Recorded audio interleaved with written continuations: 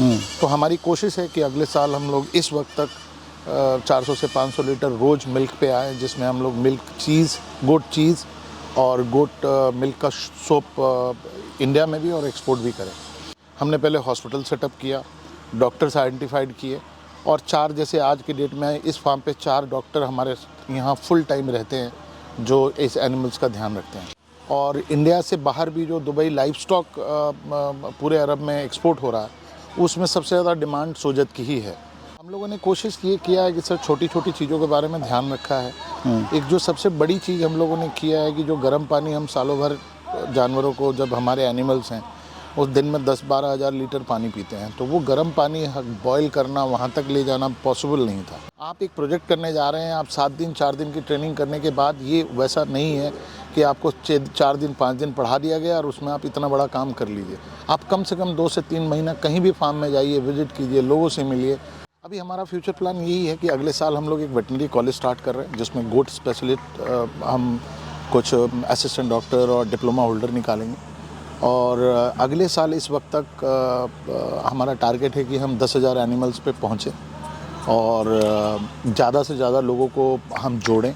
हमारी कोशिश है कि अगले 1 से 2 साल में हम करीबन 5,000 एनिमल्स को 5,000 किसानों को अपने साथ जोड़ें और उनकी आजीविका को हम लोग अपलिफ्ट करें। नमस्ते, मेरा नाम DK सिंह है, मैं युवान एग्रो से हूँ और हम आगरा में हैं। ये फार्म जो है वो करीबन 7 एकड़ में फैला हुआ फार्म है और करीबन 1 लाख स्क्वायर फीट हमारा एलिवेटेड फार्म है, जिसमें 7,000 जानवर्स के लिए हमारा रेजिडेंट है। अभी हमारे पास एट प्रेजेंट करीबन 5,000 एनिमल्स हैं हमारे पास और बोर गोट है, कोटा है और मेनली हमारा सोजत है। सर, इससे पहले आप क्या कर रहे थे या अभी भी आप क्या कर रहे हैं? हमारा मेन बिज़नेस जो है वो कॉलेज में है हम लोग, और हम 20 साल से हम लोग एजुकेशन इंडस्ट्री में हैं और आगरा में ही हमारे कॉलेजेस हैं और हॉस्पिटैलिटी एजुकेशन से हम लोग बिलोंग्स करते हैं। तो बकरी पालन का सर कैसे आपको आइडिया आया? कोविड के बाद हम लोगों को कोई बिज़नेस देख रहे थे जिससे हम कोई बिज़नेस करें और बड़ा करें, और सबसे बड़ा जो हमारा महत्वपूर्ण जो एम था वो था कि हम गरीब लोगों से जुड़े, किसानों से जुड़ें और जो बिज़नेस है उससे जो नॉर्मल लोग हैं या गरीब लोग हैं या जो किसान वर्ग है उनको हम अपलिफ्ट कर पाए। तो हमारा पहला फोकस यही था या ध्येय यही था कि हम ऐसा बिज़नेस तलाश करें। फिर हम लोगों ने 2 साल से हम लोगों ने इस पे R&D किया, हम लोगों ने घूमे, पूरे वर्ल्ड घूमा, पूरे इंडिया में हम 200 से ज़्यादा फार्म पे गए और फिर जाके इस पूरे आइडिया को कंसीव किया। फिर हम कुछ 100 फीमेल गोट लेके आए और हमने उनको रखा, उनके हेल्थ को, उनके फीड को सब समझने के बाद फिर हम लोगों ने इतना बड़ा इंफ्रास्ट्रक्चर लगाया। सर, लोग जब भी लाइव स्टॉक का बिजनेस शुरू करना चाहते हैं बड़े कंफ्यूज होते हैं, डेयरी करें, फिशरी करें, गॉटरी करें, पिगरी करें, तो क्या आपको सर अच्छा लगा गॉट फार्म के अंदर? देखिए, बिज़नेस कोई भी हो, फार्मिंग कोई भी हो, लाइव स्टॉक का फार्मिंग कोई भी हो, वो सभी अच्छे हैं। मैं तो ये नहीं कह सकता कि कौन सा अच्छा कौन सा बुरा है, लेकिन हमें गोट फार्म में ये स्कोप दिखा कि इस इंडस्ट्री में बहुत स्कोप है अभी भी। और जो मीट प्रोडक्शन तो खैर एक अलग चीज़ है, milk production all over world में, इंडिया में 1% 1.5% भी पूरे मिल्क प्रोडक्शन का गोट मिल्क का नहीं होता है। तो हमारी कोशिश है कि अगले साल हम लोग इस वक्त तक 400 से 500 लीटर रोज़ मिल्क पे आए, जिसमें हम लोग मिल्क चीज़, गोट चीज़ और गोट मिल्क का सोप इंडिया में भी और एक्सपोर्ट भी करें। शुरुआत में सर आपने कितनी बकरियों से शुरू करा था और अभी कितनी बकरियां टोटल? हमारे पास जो हम लोगों ने आपको बताया कि 100-125 हम लोगों ने फीमेल गोट लाए थे और आज के डेट में हमारे पास करीबन 1,000 के करीब में सोजत, कोटा और बोर मिला के फीमेल्स गोट हैं और 150 से 200 बच्चे हमारे अपने यहाँ के हैं। ब्रीड कौन कौन सी है सर आपके पास में? हमारे पास बोर गोट और सोजत और कोटा।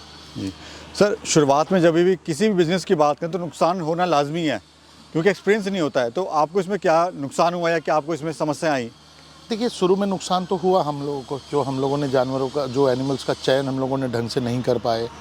हम लोगों ने जो शुरू में जो ब्रोकर मिल गए हमें, जो एनिमल्स हमको दिया वो एनिमल्स स्वस्थ नहीं थे, तो मोर्टेलिटी भी हुई।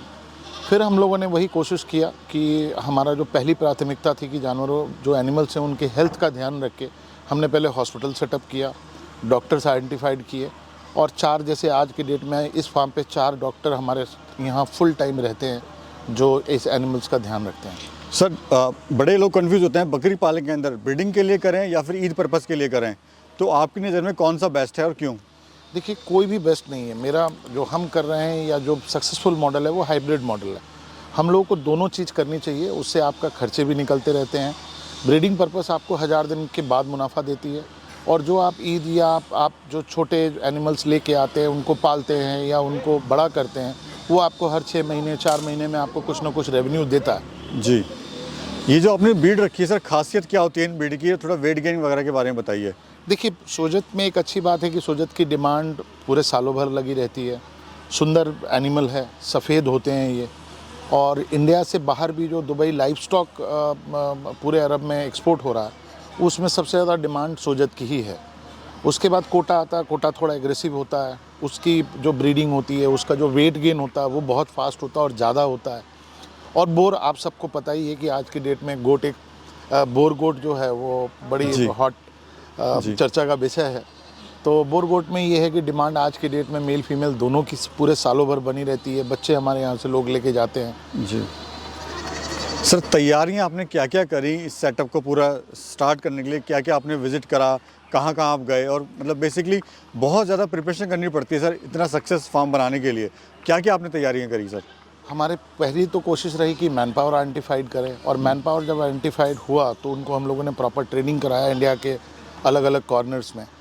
और उसके बाद हम लोगों ने इंफ्रास्ट्रक्चर पे काम करना शुरू किया कि कोई शेड 1 लाख स्क्वायर फीट का पूरे इंडिया में कोई हमें इंफ्रास्ट्रक्चर दिखा नहीं, तो उस पे हमको R&D करनी थी। छोटी छोटी चीज़ों के बारे में ध्यान रखना था, साफ़ सफाई कैसे हो। हमारे यहाँ अगर आप देखेंगे तो शेड के नीचे भी या जो प्लेग्राउंड है वो सारा CC वर्क हुआ पड़ा है। तो ठीक है, वो थोड़ा महंगा प्रोसेस है, लेकिन हमारे को साफ़ सफाई करने में ईजी रहती है। आप इतने सारे एनिमल्स हैं यहाँ, बट आपको कभी बदबू नहीं आएगी। तो हाइजीन का टोटल ध्यान रखा गया। और तीसरा जो फीड है, फीड पे हम लोगों ने काम किया कि हम लोगों को क्या एक्चुअल फीड देना चाहिए फीमेल्स को, 3 महीने के बच्चे को, 6 महीने के बच्चों को। तो हमने अपना फीड मिल बनाया, हमने अपना न्यूट्रिशनिस्ट रखा है, और हर जानवर, हर एनिमल्स को वेट के हिसाब से और उम्र के हिसाब से हम अलग अलग फीड खिलाते हैं। सर, आपने यहाँ पे सारा फार्म जो है एलिवेटेड बनाया हुआ है। लोग एलिवेटेड नहीं बनाते हैं, वो बनता है महाराष्ट्र में या फिर जहाँ पे ज़्यादा बारिश आती है। तो एलिवेटेड बनाने का फ़ायदा क्या होता है सर? देखिए सर, एलिवेटेड बनाने का फ़ायदा, सबसे बड़ा फ़ायदा ये है कि जो आपके एनिमल्स हैं वो खुश रहते हैं, साफ़ सुथरे रहते हैं। दूसरा, उनके हाइजीन जो होती है वो प्रॉपर मेंटेन होती है, क्योंकि ये बात कर नहीं सकते हैं। ये जहाँ इनको इतना सेंस नहीं होता है कि इनके जो भी यूरिन कर रहे हैं या जो वेस्ट कर रहे हैं उस पर बैठ रहे हैं, उस पर जो बीमारियां हैं उस पर बहुत ज़्यादा फैलती है। तो हमारे यहाँ ये एलिवेटेड फार्म का सबसे बड़ा फ़ायदा ये होता है कि जानवर स्वस्थ रहते हैं। एनिमल आपके जब स्वस्थ रहेंगे तो आपको वेट अच्छा गेन करेंगे, मिल्क अच्छा करेंगे, रिप्रोडक्शन अच्छा होगा। जी, टोटल फार्म का कितना एरिया है सर? ये करीबन 7 एकड़ के करीब में है, और मैंने जैसे बताया कि ये 1 लाख स्क्वायर फीट हमारा एलिवेटेड शेड है एनिमल्स के लिए। उसके अलावा 30 से 40 हज़ार स्क्वायर फीट अलग एरियाज़ हैं जहां हमारा स्टाफ क्वार्टर है, हमारे गेस्ट हाउसेस हैं, अनाज गोदाम है, भूसा घर है। जी, तो ये अभी टोटल कितना स्टाफ है सर इस पूरे फार्म को देखभाल करने के लिए? करीबन 60 से 70 स्टाफ है हमारे यहाँ, और पूरे फार्म पे। और उसके अलावा जो रोज़मर्रा के भी लोग आते हैं हमारे यहाँ, जो मैगनीस हैं साफ़ कराने के लिए, और दूध के लिए भी आते हैं। तो करीबन हम देख रहे हैं सर, आपका जो फार्म है वो एक वेल मेंटेन तो वही, साथ में कुछ नई चीज़ें आपने यहाँ पे करने की कोशिश करी हैं सर। वो क्या चीज़ है सर? हम लोगों ने कोशिश ये किया है कि सर छोटी छोटी चीज़ों के बारे में ध्यान रखा है। एक जो सबसे बड़ी चीज़ हम लोगों ने किया है कि जो गर्म पानी हम सालों भर जानवरों को, जब हमारे एनिमल्स हैं उस दिन में 10-12 हज़ार लीटर पानी पीते हैं, तो वो गर्म पानी बॉयल करना, वहाँ तक ले जाना पॉसिबल नहीं था। तो हम लोगों ने प्रॉपर एक 10,000 लीटर का एक टैंक बनाया जिसको हम लोग गर्म करते हैं। उसमें हम लोग एलिगेटर लगा के गुड़ को या दवाइयों को मिक्स करते हैं, और हर बाड़े में अलग से इंसुलेटेड पाइप हम लोगों ने पूरा जाल बिछाया ताकि हर फीड ड्रिंकर में वो पानी गर्म पहुँचे। जी। तो उससे पूरे स्वस्थ रहता है जानवर। दूसरा जो हमारा जो सबसे बड़ा फीड का है, तो हमारे पास जो 8D मशीन है जिसमें फीड हम मिक्स करते हैं, उस मिक्सर में अगर मैं 100 ग्राम भी दवाई, आपने देखा होगा हिंदुस्तान में कि वो फावड़े से दाना मिक्स कर रहे होते हैं, तो इस तरह से ना करके हम लोग अगर 100 ग्राम भी दवाई 1 टन में मिलाना होता है तो हमारा जो मिक्सर है वो आपको इक्वली मिला देता है। तो हर एनिमल को प्रॉपर रेशियो में जो भी 1% भी चीज़ें डली हुई हैं वो प्रॉपर रेशियो में मिलती है। जी सर, बकरी फार्म क्यों बंद हो जाता है? काम इतना अच्छा आपने इतने बड़े स्केल पे किया हुआ है, क्या रीज़न है सर? देखिए, रीज़न बड़ा बेसिक सा यही होता है कि जो गोट्स फार्मर होते हैं वो प्रॉपर पहले पढ़ाई नहीं करते हैं और वो 5 दिन 4 दिन की ट्रेनिंग करने के बाद काम शुरू कर देते हैं। गोट के हेल्थ का बहुत ज़्यादा ध्यान रखना चाहिए। आप जहाँ भी इंडिया के किसी कोने में भी गोट फार्मिंग करना चाह रहे हैं, आप पहले एक वेटनरी डॉक्टर ढूंढिए। आप जो भी ट्रेनिंग ले रहे हैं उसमें से दवाइयों की ट्रेनिंग लीजिए, उनके हेल्थ की ट्रेनिंग लीजिए, वो बहुत ज़रूरी होती है। और सबसे ज़्यादा दिक्कत मोर्टेलिटी बढ़ती है इसी वजह से कि उनको उपचार या दवाई एनिमल्स को टाइम पे नहीं मिल पाता। जी। और ये एनिमल्स बहुत सेंसिटिव होते हैं, टाइम से अगर नहीं मिलता है तो तुरंत बीमार पड़ते हैं और तुरंत मर जाते हैं। तो ये एक सबसे बड़ा रीज़न है। दूसरा फीड का है, आप साफ़ सुथरा खाना खिलाइए, अच्छा खाना खिलाइए। बहुत जगह ऐसा होता है कि बहुत ज़्यादा खाना दे देते हैं, बहुत जगह होता है कि बहुत कम खाना दे देते हैं। जी। तो बैलेंस डाइट का जो कॉन्सेप्ट है वो ह्यूमन पे भी है और एनिमल्स पे भी है। जी सर, एक क्वेश्चन की शुरुआत कोई कैसे करे बकरी पालेंगे अगर कोई शुरू करना चाह रहा है तो? देखिए साहब, मैंने आपको बोला कि प्रॉपर एक साफ़ सुथरी जगह बनाइए। भले 100 गोट ही पालिए, 200 गोट ही पालिए, बट आप फार्म अच्छा बनाइए, सेटअप अच्छा बनाइए एनिमल्स के रहने का। दूसरा, एनिमल का चुनाव अच्छा कीजिए, वो बहुत ज़रूरी है। और तीसरा, जो भी ट्रेनिंग आप ले रहे हैं वो ट्रेनिंग में टाइम लगाइए। आप एक प्रोजेक्ट करने जा रहे हैं, आप 7 दिन 4 दिन की ट्रेनिंग करने के बाद ये वैसा नहीं है कि आपको 4 दिन 5 दिन पढ़ा दिया गया और उसमें आप इतना बड़ा काम कर लीजिए। आप कम से कम 2 से 3 महीना कहीं भी फार्म में जाइए, विजिट कीजिए, लोगों से मिलिए और फिर आप एक स्तर पे पहुंचिए कि ठीक है अब मैं कर सकता हूं। जी। उसके पीछे आप सबसे ज़्यादा ध्यान रखिए एनिमल का चुनाव, उनकी फीड, सबसे ज़्यादा ज़रूरी है उनका हेल्थ, दवाई, डॉक्टर टाइम से मिले, फिर ये बिज़नेस में कोई भी नुकसान नहीं है। सर लास्ट सवाल, आपका फ्यूचर प्लान क्या है सर? अभी हमारा फ्यूचर प्लान यही है कि अगले साल हम लोग एक वेटनरी कॉलेज स्टार्ट कर रहे हैं जिसमें गोट स्पेशलिस्ट हम कुछ असिस्टेंट डॉक्टर और डिप्लोमा होल्डर निकालेंगे। और अगले साल इस वक्त तक हमारा टारगेट है कि हम 10,000 एनिमल्स पे पहुँचें और ज़्यादा से ज़्यादा लोगों को हम जोड़ें।